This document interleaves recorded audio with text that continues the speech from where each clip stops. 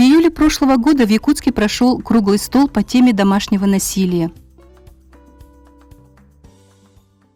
Официальная статистика не отражает реального масштаба домашнего насилия. Ей характерна очень высокая латентность, так как жертвы часто не обращаются в правоохранительные органы. Также бытует мнение, что домашнее насилие – это внутрисемейный конфликт, в который не стоит вмешиваться посторонние, в том числе государству. В условиях самоизоляции число бытовых конфликтов в семье нарастает, и с каждым днем оно нарастает большим комом, в результате происходят ссоры, сопровождающиеся физическими, психическими, сексуальными, моральными насилиями. Решению данного вопроса необходимо уделять внимание всем органам профилактики и обществу. Почти 3 года назад в Якутске открылся временный приют для женщин с детьми, находящимися в социально опасном положении. Приют был организован Международным детским фондом «Дети Саха-Азия» для оказания экстренной помощи семьям, попавшим в трудную жизненную ситуацию. Приют единственный в нашей республике, и его деятельность осуществляется на средства грантов. Приют был создан для помощи женщинам с детьми, оказавшихся в кризисной ситуации, для решения их проблем, различных вопросов, которые возникают. Это женщины разные, которые оказались на улице без крова. Это и пострадавшие от домашнего насилия женщины есть, те, которые потеряли работу. Они, во-первых, получают место, где они могут здесь проживать. Во-вторых, получают консультации специалистов. Это психолог, который тестирует их психологическое состояние, помогает понять их проблемы такие. Также они получают юридическую помощь в зависимости от запроса каждой женщины. Основной упор, безусловно, делается на оказание непосредственной помощи женщинам для того, чтобы помочь им выйти из сложившейся ситуации. Мамы с детьми находятся в приюте весь день. Решая свои проблемы ежедневно, они, конечно, устают и нуждаются в эмоциональной и физической разгрузке. И помогают им в этом занятия в спортивной комнате, оснащенной всем необходимым оборудованием. Благодаря победе в грантовом конкурсе главы города Якутска среди НКО с проектом «Спорт с мамой. Путь к успеху» оснастили приют спортивным инвентарем на сумму 225 тысяч рублей. Это новый старт для укрепления здоровья и духа наших мамочек и детей. На основе соглашения между СВФУ и фондом составлен план мероприятий, согласно которому инструктор групповых занятий раз в месяц будут проводить такие спортивные занятия. Наблюдая занятия, мы увидели заинтересованность фитнес-инструктора и большое старание женщин. Занятия спортом решают проблему гиподинамии и мам, и детей, а также укрепляют здоровье проживающих.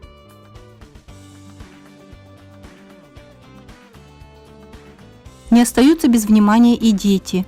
Пока мамы решают все необходимые вопросы, с детьми занимаются администраторы и психологи приюта. Руководство фонда встречается с каждой женщиной, помогая в решении ее проблем. Этой зимой нас просто, где мы снимали квартиру, нас выставили и еще счет выставили. И нам некуда было идти. Обратились в школу. Соцпедагог нам предложила временный приют. Написала нам ходатайство, и через это мы сюда попали. Через мою подругу, которая тоже подбежала, знает про этот приют, она тут тоже жила. И получается, я здесь уже 1,5 месяца с детьми. Когда мы на улице оказались, вообще страшно было. Ни денег, ничего, некуда идти. Здесь нам предоставили юридическую помощь. Психолог с детьми занимается. Очень хорошо, что такие приюты, есть такие добрые люди, что приюты открывают. Почти за 3 года работы приют принял 124 женщины и 174 ребенка из 22 районов республики и 5 регионов нашей страны. Им в полном объеме была оказана необходимая юридическая, медицинская, образовательная и реабилитационная помощь.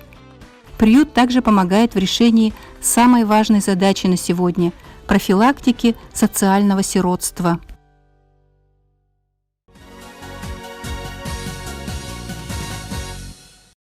Сегодня в рубрике «Мнение специалиста» мы поговорим о домашнем насилии. Домашнее насилие – это жестокие и грубые отношения между партнерами, между близкими людьми. И это не только рукоприкладство, не только постоянные оскорбления и психологическое давление. Да? Это в его основе лежит не какая-то проблема, которую хочет решить партнер, а вот конкретное желание подавлять и контролировать человека. Чаще всего с домашним насилием сталкиваются у нас женщины. Это каждая пятая в России. Несмотря на побои и унижения, жертвы домашнего насилия часто не обращаются за помощью. В общем, причин много в этом.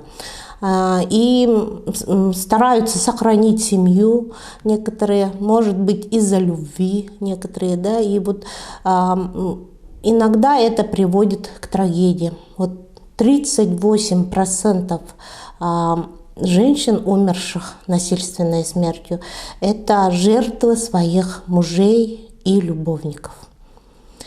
Женщины, которые подвергались семейному насилию, чувствуют себя крайне беспомощно обычно, когда приходят к нам, очень подавленно. Да?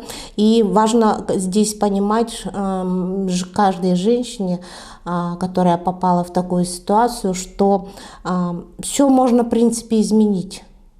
Надо найти просто смелость и силы, и пройти вот этот путь. Как можно изменить, да?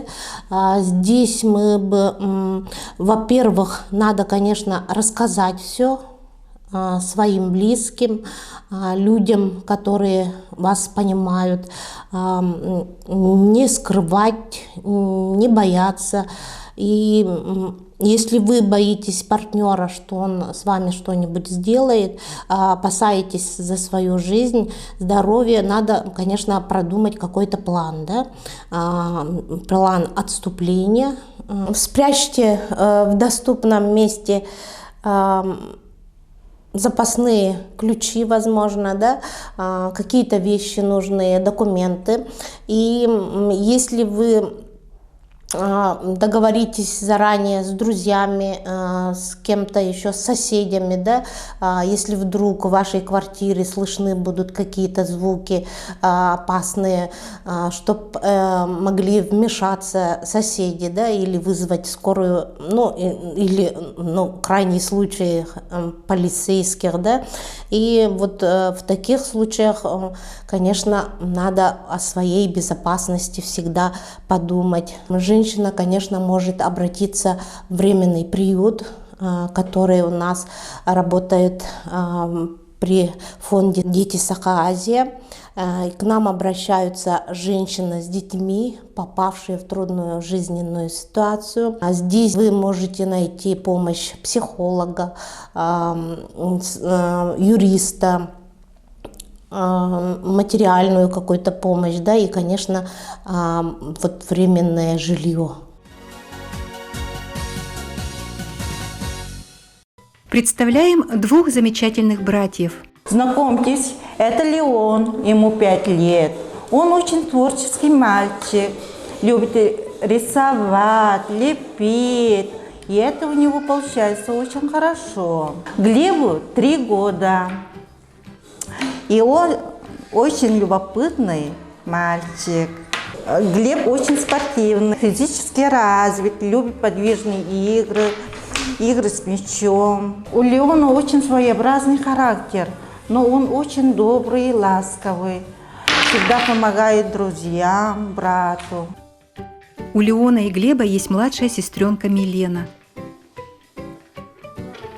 Знакомьтесь, это Милена, нам 1 годик.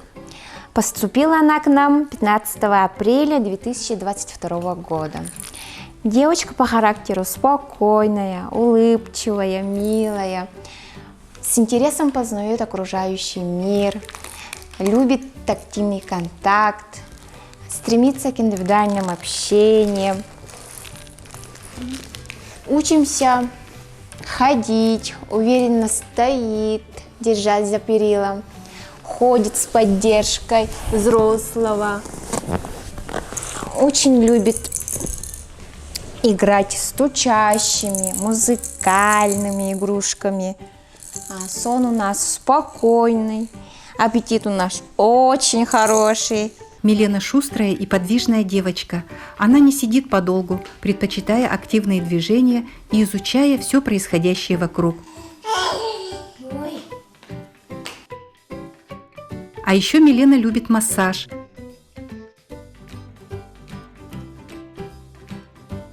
Когда она появляется в массажном кабинете, очень радуется, получая огромное удовольствие от процедуры.